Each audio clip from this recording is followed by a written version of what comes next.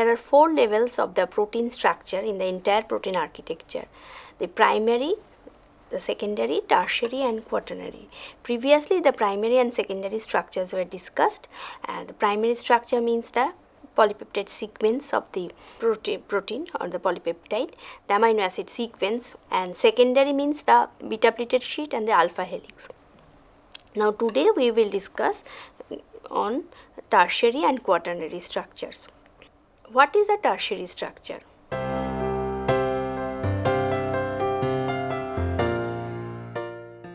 The overall course of the polypeptide chain of a protein is referred to as its tertiary structure. The spatial distribution of the amino acids in the entire polypeptide, how they are spatially distributed, and the tertiary structure leads to folding and coiling due to the interactions among the various R groups, between R groups and R groups, and also again R groups and the water in the environment or in the surroundings.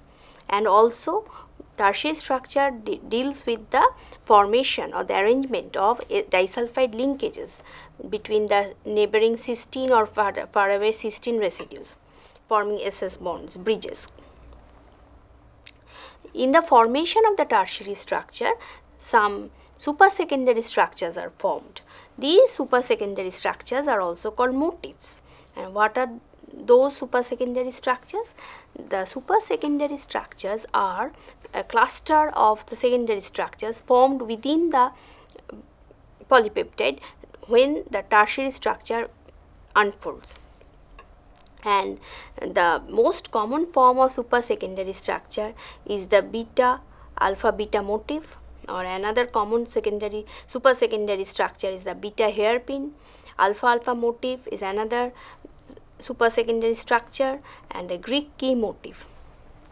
These are the important structures of the motifs which are found in polypeptides quite often. And what are protein domains? Domains are also formed during the formation of the tertiary structure. The protein domain is a part of the polypeptide which can evolve and can function quite independently from the rest of the protein or the polypeptide. Here this is the picture of the pyruvate kinase. This protein has 3 domains. So these 3 domains can behave or can act independently without disturbing the other 2 domains, and one domain may appear in a variety of evolutionarily related proteins. Domains may vary up to about 25 amino acids to up to about 500 amino acids in length, and the shortest domains are stabilized by metal ions or disulfide bridges. Metal ions means mostly divalent metal ions. Another thing that must be clarified now is what is a fold. Several supersecondary structures combine in an overlapping or a non-overlapping manner and form the tertiary structure of the domain. And for the formation of the tertiary structure of the domain, there may be a folding can take place, and this is called a protein fold. Now the classes of proteins based on the tertiary structure. The fibrous protein is the first class, and the name suggests that they are fibrous in nature, and they are also called scleroproteins. They are long filamentous protein molecules, and fibrous proteins are mostly found in animals, and they are known for their tensile strength. The fibrous proteins form a rod shape or a wire-like conformation, and the most common of the fibrous proteins are collagen, keratin, elastins, and etc. And they are usually structurally inert, and they may be used also as storage protein, and mainly they are structural proteins. They are used to form the connective tissues such as tendons, bone matrix, muscle fiber, and this is the schematic diagram of the collagen. There are 3 helices, that is, it has a triple helix structure. Another important fibrous protein is alpha keratin, and alpha keratin has 2 units joined like in as shown in the figure, and this is the subunit, and this forms the coil like structure, and these several such coils join together to form the protofilament, and these protofilament again combine or associate among themselves to form the microfibril, and the microfibril is the structural component of the alpha keratin, and this formation of the microfibril is responsible for its high tensile strength and toughness. And another class of proteins that are different from the fibrous proteins is the globular proteins, and hence from the name it can be suggested that they are globular in conformation, and these globular proteins are highly packed and compact. So, the packing density of globular proteins is quite high, and it is as high as or near about as high as the molecular crystals. Mathematically, there is a parameter called packing density. So, formation of the globular protein lies mainly on the basis that the hydrophobic side chains of the amino acids, several amino acids in the polypeptide, they are compelled to go inside the compact globular protein, and the surface of the globular protein, which is in direct contact with the aqueous environment, has the hydrophilic R groups, and so in such a way the globular proteins are formed. And it has been already said that suppose the nonpolar residues such as leucine, valine, they are found in the interior of the globular protein, and the polar charged residues are on the surface. But here is an exception, that is in case of membrane proteins, the situation is just the reverse, because of the environment they find the membrane proteins, because in the membrane the outside is hydrophobic. So, outside the globular protein, the outside region is filled with the hydrophobic side chains, whereas the inside or the interior has the hydrophilic amino acids. So, for the protein stability, one is the electrostatic forces, second hydrogen bonding, third hydrophobic forces, and fourth is disulfide bonds. So, among the different electrostatic forces, ionic interactions, dipole-dipole interactions, van der Waals forces are involved. And in the case of hydrogen bonding means one is the hydrogen bond donor and one is the acceptor. And hydrophobic forces means the hydrophobic side chains, they dislike the aqueous environment. So, they tend to move away from or drift away from the aqueous environment, and this forms the basis of the interior of the globular protein. And the myoglobin is the first protein to be seen in atomic detail.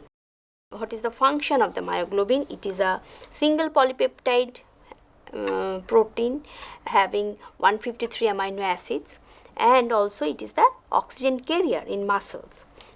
Myoglobin molecule has a heme complex inside it, buried in deep inside in the interior of the myoglobin.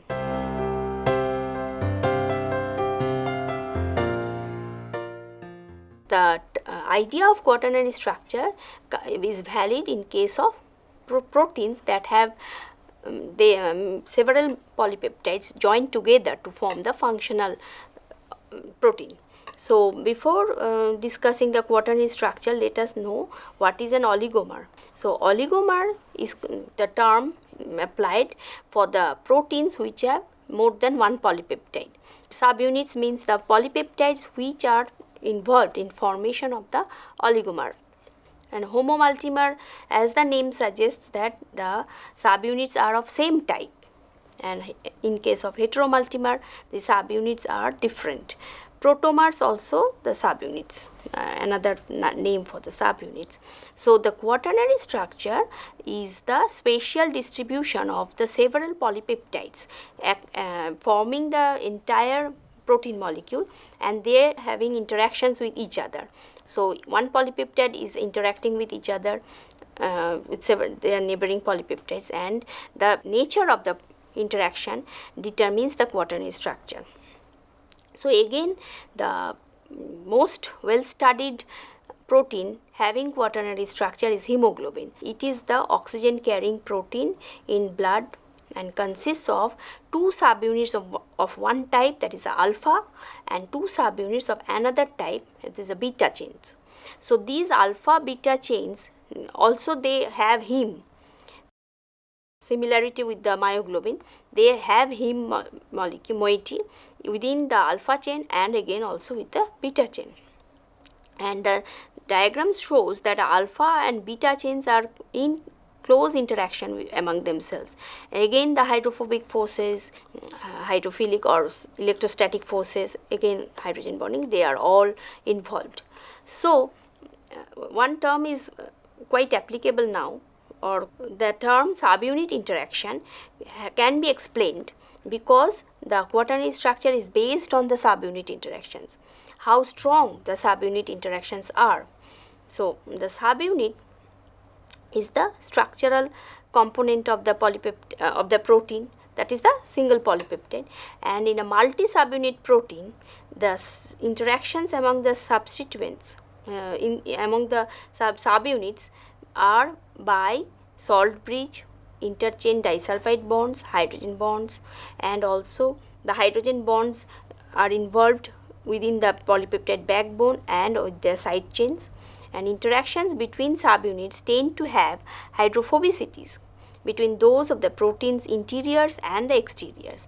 And this diagram shows the several viruses have their capsids, and these capsids are formed from the quaternary structure or this type of interactions between the substituents or the protomers or the subunits, and these are so compact that they are like a more or less like a sphere. These capsids are very important because they are the structural component or the structural backbone of the entire virus, because the genome is resides inside the capsid and the capsid is highly stable. So these are the interactions between the capsid subunits and they form the stable capsid structure. Hemoglobin, as we know that they have two types of subunits, alpha and beta, and the amino acid composition of the hemoglobin can be altered because of mutation, and if in some cases the beta, in some situations or the disease situation, the beta subunit has a particular glutamic acid or glutamate residue that is hydrophilic, and it has been replaced by valine that is hydrophobic. This alteration makes the hemoglobin molecule a mutant hemoglobin, and in such situations the individuals who is suffering from that mutation also suffering from sickle cell anemia. And for this minor, it may seem that it is minor alteration, but the effect is quite enormous, and the red blood cells have the shape of a sickle, so hence the name sickle cell anemia. So one question may arise in our mind, that how is the protein folding taking place, because the protein has to fold, and we are seeing that they are folding because they form the tertiary, then again the quaternary structures and so on. So there is a mechanism, there must be a mechanism for protein folding because they are folding in nature, and several experiments have been done in the past where scientists have shown that loss of protein structure results in the loss of protein function. Hence the structure has to be very precise to perform the protein function in the biological system. And one very beautiful experiment was done in the past by Christian Affinson, where he has shown that the amino acids composition or the arrangement of the amino acids in the polypeptide chain is very important to maintain the structure of the amino. That means the amino acid sequence of a protein is very vital for its three-dimensional structure. And the experiment he performed was with the enzyme ribonuclease. Ribonuclease, the sequence have been already known, and there are 4 disulfide linkages within the ribonuclease molecule, ribonuclease A.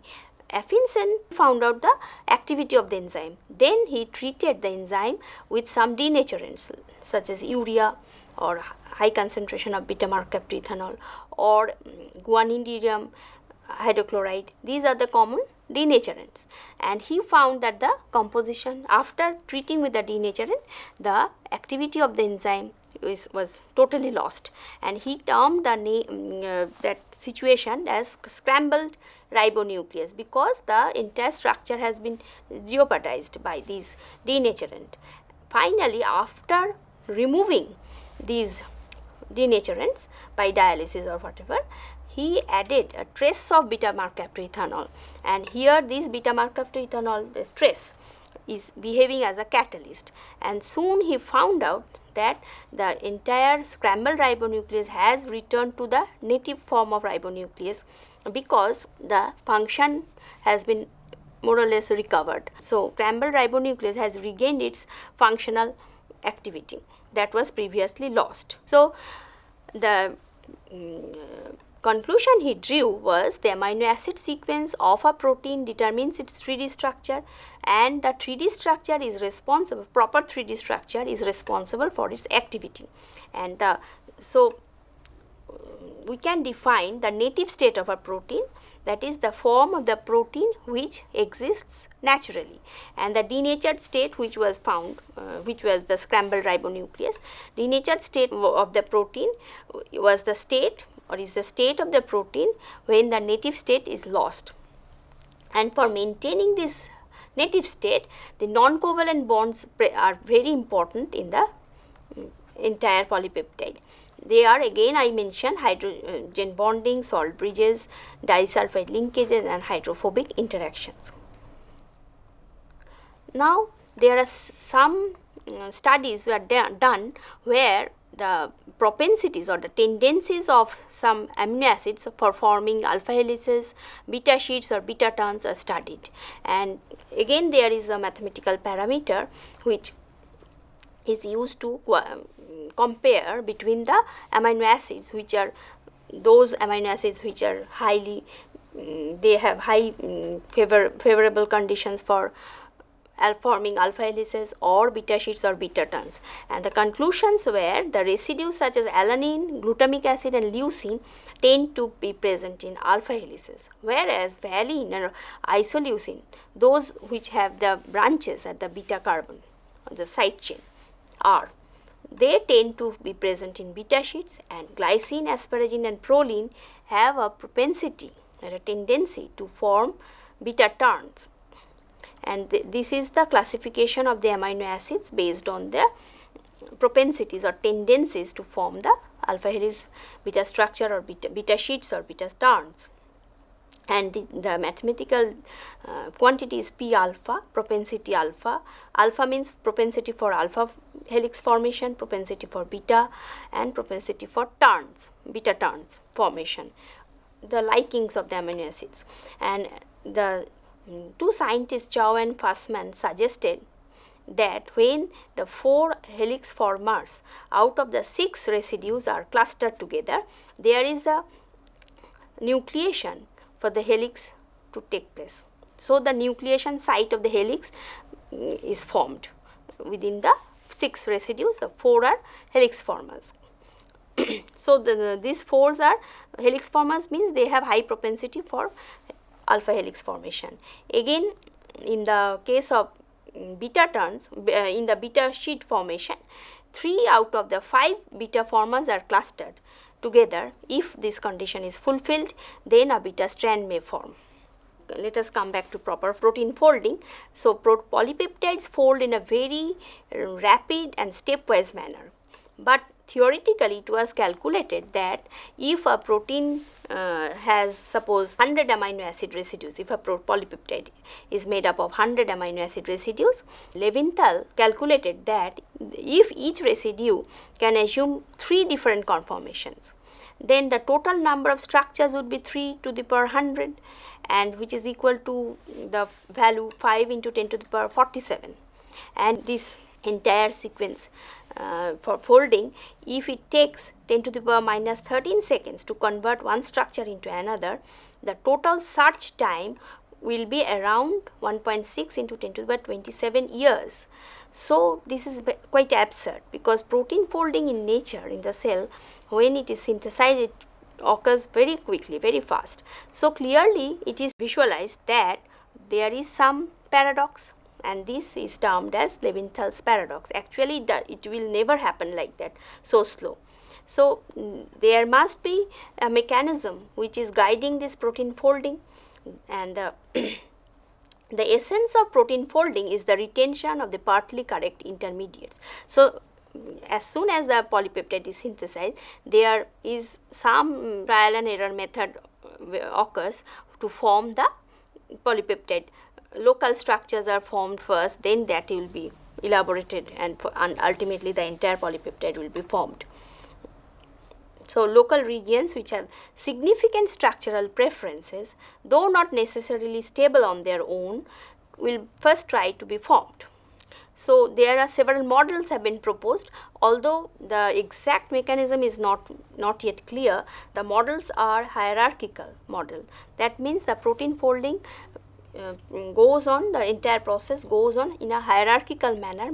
That means the local area regions of the polypeptides fold up, and they finally interact with the nearby or far apart sections of the polypeptide, and ultimately from local level to the entire global level, the protein folding occurs. And this is the graph which shows that from the folded conformation, and abruptly an unfolded situation has been obtained, and with the help of increasing concentration of the denaturant. Similarly, from the unfolded to folded, there will also be an abrupt change from unfolded structure to folded. Another models, in the second model, it is called spontaneous collapse model. It may be remembered that hierarchical model and spontaneous collapse model, they are based on the idea that protein folding is a spontaneous process. These two models are based on that concept, that protein folding is spontaneous. But third model is known as assisted folding, and in assisted folding, that means from the name it suggests that there is some other factors, or again some other protein factors which are involved in assisted folding. That means they help the polypeptide to fold. So, in the spontaneous collapse model, it has been shown that the polypeptide suddenly collapse into a conformation with the help of their hydrophobic interactions, and this sudden collapse of the entire unfolded polypeptide into a structure leads to the folding, and this is known as the molten globule.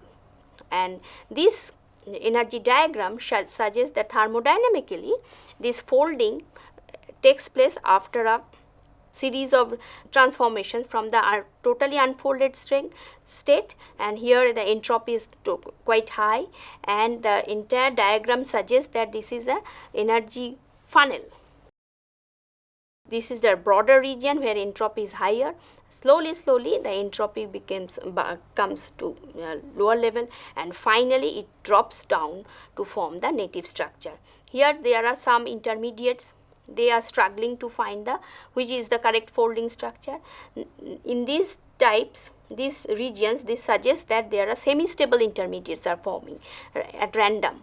Finally, they are colliding with each other, and some structures are energetically favorable, and they are climbing down the funnel and reaching at the bottom where the native structure is formed. In the assisted folding, the components are molecular chaperones. These proteins, chaperones, they guide either the incorrectly folded polypeptide or the unfolded polypeptide to the formation to form the complete correctly folded polypeptide, and this is the mechanism by which they can form. The chaperones are DNA J, DNA K, these are the molecular chaperones. They are also proteins in nature, and the chaperones are again classified as HSP70 variety and chaperonins. These are the two classes of chaperones. They perform the same function, that is assisting the folding. So, if there is any misfolding in the protein, what will be the consequence? The consequences of protein misfolding are very serious, and we are familiar with the names of the diseases like Alzheimer disease, Huntington disease, then scrapie form of mad cow disease, so on. These are all diseases where the reason is protein misfolding. So, protein misfolding is caused by prion diseases as a consequence, and all known prion diseases affect the structure of the brain and other neural tissues, and all are currently untreatable and universally fatal.